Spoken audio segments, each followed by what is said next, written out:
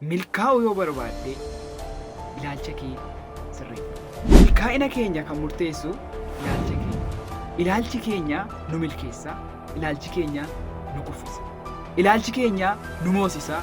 Ilaalchi keenya nu injifachiisa. Si'a baay'ee biyya geeddaruu yaadna,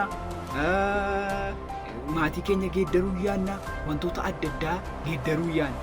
Garuu sababii inni hin danda'amneef ilaalchi keenya ilaalcha milkaa'ina nu gonfachiisu miti. Biyya jijjiiruu yaaddee, maatii kee jijjiiruu yaaddee, ganda kee jijjiiruu yaaddee si milkaa'uu dhiiseera ta'a. Inni kun abdii si kutachiise. Dursa ilaalcha kee jijjiirra. Wanti keessa keenyatti guutamee jiru nu milkeessa. Wanti keessa keenyatti guutamee jiru iddoo fagoodhaan nu ga'a. Akkuma kana wanti keessa keenyatti guutamee jiru booddeetti nu hambisa. Wanti keessa keenyatti guutamee jiru nu kuffisuu danda'a jechuudha. Agartee ilaalcha mo'amaa qabdu taanaan yeroo hundumaayyuu mo'amaadha waan jedhu. Namni ilaalcha mo'ichaa qabu garuu yoo meedaa seenes yoo meedaa ala jiraates mo'aadha.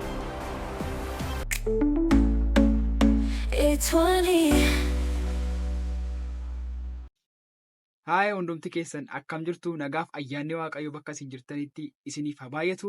Kun E20dha. Namoonni E20dhaaf maatiin hamma ammaattiin ta'e yoo jiraatan sabskraayibii gochuudhaan na cina dhaabbadhaan isiniin jedha. Har'a mata duree gabaabaa nu irratti walii wajjin barannu faayidaa ilaalchaati. Faayidaa ilaalchaa.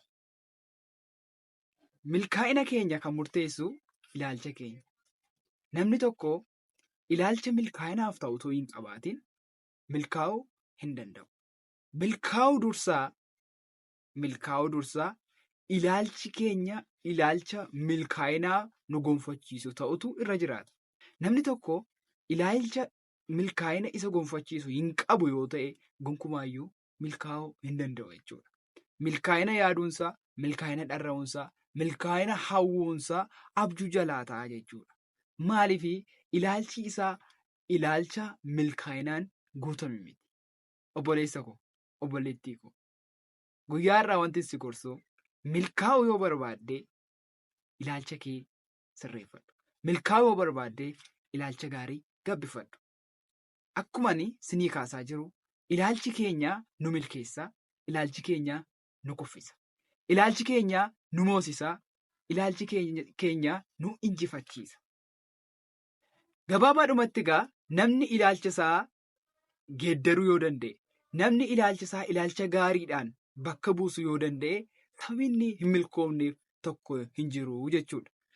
Dabalataan dhalli namaa ilaalcha isaa jijjiiruu hin danda'a yoo ta'e, waan kamiiniyyuu jijjiiruu hin danda'a. Dhalli namaa ilaalcha isaa hin geeddara yoo ta'e, dhalli namaa ilaalcha isaa jijjiiruu danda'eera yoo ta'e, addunyaa kana irraa wanti inni geeddaruu hin dandeenye hin jiru jechuudha. Dursa ilaalcha keenya geeddaruutu dursaa jechuudha. Si'a baay'ee biyya geeddaruu yaadna, maatii keenya geeddaruu yaadna, wantoota adda addaa geeddaruu yaadna. Garuu sababii inni hin danda'amneef ilaalchi keenya ilaalcha milkaa'ina nu gonfachiisu miti. Ilaalcha jijjiirame miti. Ilaalcha milkaa'ina nu gonfachiisuu danda'u miti ilaalchi keenya. Kanaaf maaltu nu barbaachisa ree? Ilaalcha milkaa'ina nu gonfachiisuu danda'u horachuu danda'utu nurra jiraata jechuudha. Of jijjiiruu, biyya jijjiiruu yaaddee, maatii kee jijjiiruu yaaddee, ganda kee jijjiiruu yaaddee si milkaa'uu dhiiseera ta'a. Inni kun abdii si kutachiisin. Dursa ilaalcha kee jijjiirri. Namni biyya jijjiiruurraa, maatii waan kan biraa jijjiiruurraa jalqaba yoo ta'e gonkumaa milkaa'uu hin danda'u. Of geeddaruurraa, ilaalcha ofii geeddaruurraa yoo jalqabe garuu namni wanti inni addunyaa kanarraa milkeessuu hin dandeenye tokkoyyuu hin jiraatu jechuudha. Namni tokko ilaalcha gaariituu hin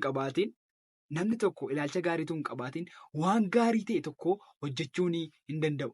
Nama ilaalcha gaarii qabutu waan gaarii hojjechuu danda'a. Waan isin ajaa'ibu biyyaafis waan gaarii hojjechuu namoonni danda'an, maatiidhaafis waan gaarii namoonni hojjechuu danda'an namoota ilaalcha gaarii qabaatanidha. Namni ilaalcha gaarii hin qabne waan sin dhibu isa kan namaa dhiisaa ofiidhuma isaatiif iyyuu ilaalcha gaarii hin qabu. Ani nama jibbamaadha, ani nama tuffatamaadha, ani nama gatamaadha, ani nama fira hin qabneedha, ani nama fokkisaadha, ani nama gurraachadha, ani nama sana kana waan ofiisaa ittiin jibbu baay'ee qaba jechuudha. Maaliif ilaalchi isaa sirrii miti jechuudha. Namni ilaalchi ofiisaatiif sirrii hin qabne immoo namoota kan biraadhaaf ilaalcha gaarii ta'e qabaachuu hin danda'u. Biyyaaf ilaalcha gaarii ta'e qabaachuu hin danda'u. Dhalootaaf ilaalcha gaarii ta'e qabaachuu hin danda'u.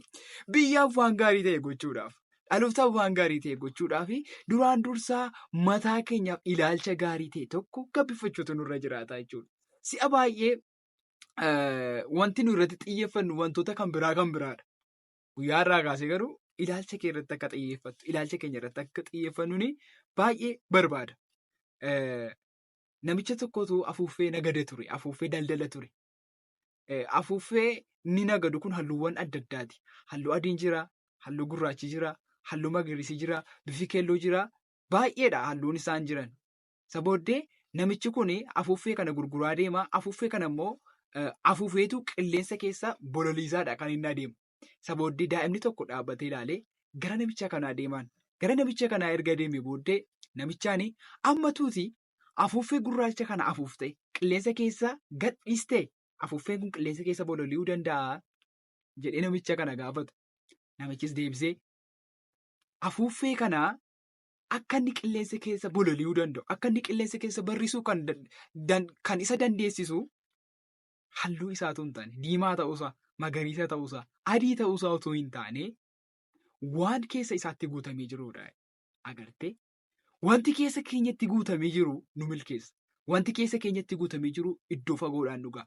Akkuma kana wanti keessa keenyatti guutamee jiru booddeetti nu hambisa. Wanti keessa keenyatti guutamee jiru nu kuffisuu danda'a. Kanaafuu ilaalcha gaarii ta'e keessa keenyatti guutachuutu nurra jira. Ilaalcha gaarii ta'e horachuu danda'utu nurra jira jechuudha. Kan si milkeessuu danda'u waan keessa keetii jirudha. Waan keessa kee ga'edha. Waan keessa kee ga'edha. Kanaafiyyuu ilaalcha gaarii horachuu irratti, ilaalcha gaarii gabbifachuu irratti xiyyeeffachuu danda'utu sirra jiraata jechuudha. Namni tokko akkuma hirkaasaa ture ilaalcha injifachuu danda'u, ilaalcha mo'achuu danda'u hin qabu yoo ta'e gonkumaayyuu injifachuu hin danda'u. Namni tokko utuu meedaa hin seeniin injifata. Utuu meedaa hin seeniin injifatamas. Seenaa macaafa qulqulluu keessaa seenaa gabaabaa fi baay'ee keessan beektanii sitti hima. Seenaa Daawitii fi Gooliyaad. Gooliyaad nama cimaa ijoollummaa isaatii kaasee nama lolatti guddatee fi nama beekamaa meeshaa inni baatu meeshaa jajjabaa akka yeroo sanaatti meeshaa cimaa ammayyaa isa caalu hin turre ture. Kanaaf loltoonni saba Israa'el Gooliyaadiin waraanuu sodaatanii. Saa'ol dabalatee jechuudha. Mootii bara sanaa dabalatee Gooliyaad nama tokkicha namni dhaqee itti bahee lolu ittiin falmatu dhibee hundumtuu sodaatanii namichi kun cimaadha, namichi kun guddaadha, baay'ee furdaadha, baay'ee dheeraadha, dhandhaan namichi kun numa waatadhanii namni hundumtuu sodaatee bakka laga keessa ciisaa turan jechuudha. Daawit mucaa xiqqaa ta'ee lafa horii tikaatii gaafa dhufu namicha dhaabatee fokkoru, namicha dhaabatee saba isaa sana arrabsu arge. Booddee Daawit maal jedhaa? Ani namicha kana injifachuu nan danda'adha. Nan injifadha. Agarteetta utuu dhaqee namicha kanaa wajjin wallaansoo qabuu hin jalqabin. Utuu namicha kanaa wajjin dhaqee wal loluu hin jalqabin eessatti? Ganaa namicha biraa wajjin yaada walii wajjin falmanna jedhu yoo hin dhiyeessini an namicha kana namni waa'ee. Obboloonni isaa caccaalan loltummaa baratan namoota baay'eetu ture. Loltoonni mootichaa ciccimoo ta'an loltummaatti jajjaboo ta'an baay'ee isaaniitu ture. Garuu isatti dhiyaatanii isa loluudhaaf namni daffaree tokkoyyuu hin turre. Maaliif ilaalchi isaanii ilaalcha mo'amaadha? Agartee ilaalcha mo'amaa qabdu taanaatti yeroo hundumaayyuu mo'amaadha waan jedhamu. Namni ilaalcha mo'ichaa qabu garuu yoo meedaa seenes yoo meedaa ala jiraates mo'aadha. Kanaafuu Daawit maal godhe? Gara namicha kanaan dhaqaa jedheetu iyyata isaa gara mootiitti dhiyeesse. Obboloonni isaa namoonni kan biroon ati namichi kun meeshaa jabaa qaba. Dhaloota isaatii kaasee loltummaatti guddate waan adda addaa meeshaan isaa adda. Ati ijoolleedha. Ati loltummaa hin baranne maaloodha? Maal sababa meeqan hin dandeessu ati namicha kana dhaniin. Inni immoo maal jedhee ani nan danda'a. Injifachuu nan danda'a. Mo'achuu nan danda'a. Bakka jechuun ilaalcha injifannoo qaba jechuudha. Ilaalcha mo'ichaa qaba. Ilaalcha gaarii gabbifatee qaba waa'ee ofii isaati. Ati waa'ee ofii kee maalii adda obboleessu? Ati waa'ee ofii kee maalii adda obboleetti? Akka nama mo'amaa ta'etti, akka nama humna hin qabneetti, akka nama waa tokko milkeessuu hin dandeenyetti of yaadaa jirta. Guyyaa irraatii kaasisitti deema ilaalcha kee geeddaran. Ilaalcha kee geeddartu taanaan gonkumaa injifachuu hin dandeessu. Guyyaa irraa ilaalcha kee geeddartee kaatee na ilaali inuma injifatta. Daawit gaafa dhaqee dirree lolaa sanitti bahu Gooliyaadiin ni injifate moo ni injifatame? Haala dinqisiisaa ta'een Gooliyaadiin injifatte. Kanaafuu ilaalchi inni injifannoof qabu, ilaalchi inni waa'ee ofiisaatii qabu, ilaalcha inni moo'ichaaf qabu ilaalcha sirrii ture jechuudha. Kanaaf ilaalchi inni qabu isa injifachiisuu danda'eera. Waaqnis isa waliin ture. Waaqnis namoota ilaalcha gaarii qaban wajjin ta'a. Waaqnis namoota ilaalcha gaarii qaban ni gargaara. Nama hundumaan gargaara. Garuu addumatti namni Waaqayyo wajjin ta'a. Namni Waaqayyo gargaaru namoota waa'ee ofii isaanii, waa'ee Waaqayyo, waa'ee biyyaa ilaalcha gaarii qabaatanidha jechuudha. Boleessa koo, obboleettii kootis bakka kana booddee injifachuudhaaf wanti tokkochuus irra jiraatu ilaalcha gaarii qabeeffachuudha. Mee gabaabaatti waan gabaabaa siif fakkaatu. Namni ilaalcha gaarii, ilaalcha eessaa horata? Ilaalcha amma qabnu kana, waan amma taanee jirru kana eessaa fuunee taane? Akkamitti taane waan har'a taane kana? Waan gabaabaan sii kaasa. Namni tokko hundumtuu jechuudha inni dhalata. Gaafa dhalatu maatii keessatti dhalatu qaba. Ilaalcha nu hamma horannee akka nu horannu kan godhe, akka nu qabaannu kan godhe, persentii guddaa kan qabatu maatii keenyadha jechuudha.